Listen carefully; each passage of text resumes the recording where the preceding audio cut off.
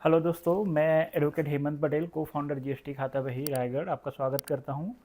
आज हम बात करने वाले हैं कंपोजिशन स्कीम के बारे में। जीएसटी रजिस्ट्रेशन जब हम लेते हैं तो जैसा कि हमें पता है कि टू टाइप ऑफ रजिस्ट्रेशन होता है, एक रेगुलर टैक्स पेयर के लिए और एक कंपोजिशन स्कीम में।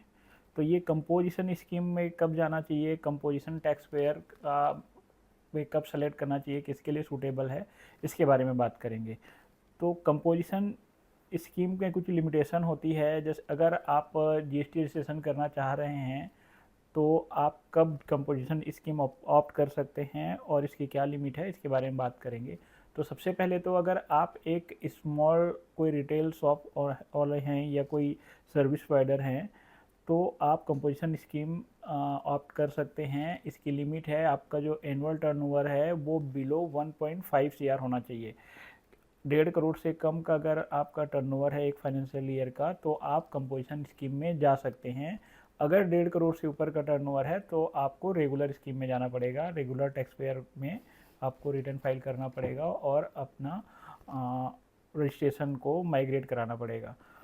तो कंपोजिशन स्कीम और रेगुलर स्कीम में बेसिक क्या डिफरेंसेस है और क्या एडवांटेज है, क्या डिसएडवांटेज है, इसके बारे में हम बात करते हैं एक एक करके। तो सबसे पहले तो ये है कि अगर आप B2C सेल्स ज़्यादा करते हैं, आपके ऐसे कस्टमर हैं जो कि जीएसटी में रजिस्टर्ड नहीं है, बिजनेस मीन्स नहीं है, कंज्यूमर हैं, और आपके जो कस्टमर बेसिस है वो आप ही के स्टेट के हैं, इंट्रा स्टेट हैं, इंटर स्टेट नहीं है, दूसरे स्टेट के कस्टमर नहीं है, तब आप कंपोजिशन स्कीम में रह सकते हैं।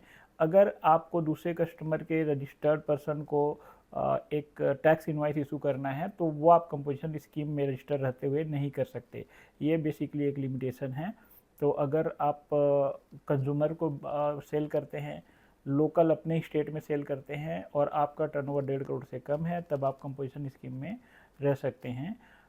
और इसमें जो जीएसटी का रेट है वो लो होता है, कंपैरेटिवली कम होता है रेगुलर स्कीम में। जैसे कि हर एक प्रोडक्ट या सर्विस का HSN या SSC कोड डिफाइन किया गया है जीएसटी डिपार्टमेंट द्वारा, और हर एक प्रोडक्ट पे डिफरेंट टाइप के जीएसटी रेट्स डिफाइन किया गया है। जैसे कि 3% है ऑर्नामेंट, गोल्ड सिल्वर ऑर्नामेंट पे, 5% है बहुत सारे प्रोडक्ट पे, 12 है, 18 है, 28% है सीमेंट टायर जैसे प्रोडक्ट पे।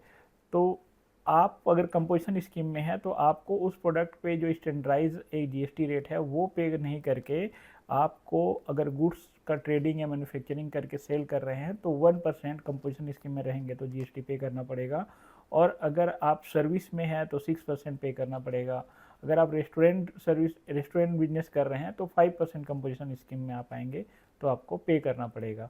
तो ये एक बेनिफिट है कि आपको अगर कोई ट्रेडिंग कर रहे हैं, फॉर एग्जांपल अगर आप कोई रिटेल जनरल स्टोर चलाते हैं और वहाँ पे गुड्स बेच रहे हैं, तो आप कोई प्रोडक्ट बेचते हैं, जो सोप बेच रहे हैं, तो सोप पे अगर गवर्नमेंट ने 18% डिफाइन किया हुआ है तो आपको 18% जीएसटी पे नहीं करना पड़ेगा, बल्कि 1% जीएसटी पे करना पड़ेगा अगर आप कंपोजिशन स्कीम में रहते हैं तो। अब दूसरा इसमें इशू ये भी है कि अगर आपके कस्टमर को आपके प्रोडक्ट का जीएसटी इनपुट चाहिए और आपसे जीएसटी बिल बोलेगा कि आप जीएसटी कलेक्ट करके मुझे जीएसटी इनवाइस दीजिए, टैक्स इनवाइस दीजिए, तो आप कंपोजिशन स्कीम में टैक्स इनवाइस जीएसटी चार्ज नहीं कर सकते। आप जो इनवाइस इशू करेंगे वो जेन्युइन होगा, बट वो बिल ऑफ सप्लाई होगा, ना कि टैक्स इनवाइस होगा।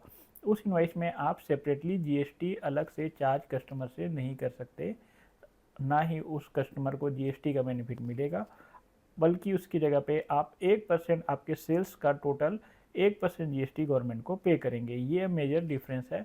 तो मेरा पर्सनल ओपिनियन क्या है कि अगर आप B2C सेल्स करते हैं, विद इन स्टेट सेल करते हैं, आपका टर्नओवर 1.5 करोड़ से कम है, आप एक स्मॉल स्केल का बिजनेस कर रहे हैं और आपको लग रहा है कि अब बहुत जल्दी आपका बिजनेस ग्रो नहीं करने वाला है, आपके कस्टमर बेस भी ऐसा नहीं है कि उनको जीएसटी की इनवाइसेस चाहिए रहती है, उसमें अलग से सेपरेट जीएसटी चाहिए रहता है, तो उस केसेस में आपको कंपोजिशन स्कीम ही प्रीफर करना चाहिए। Thank you.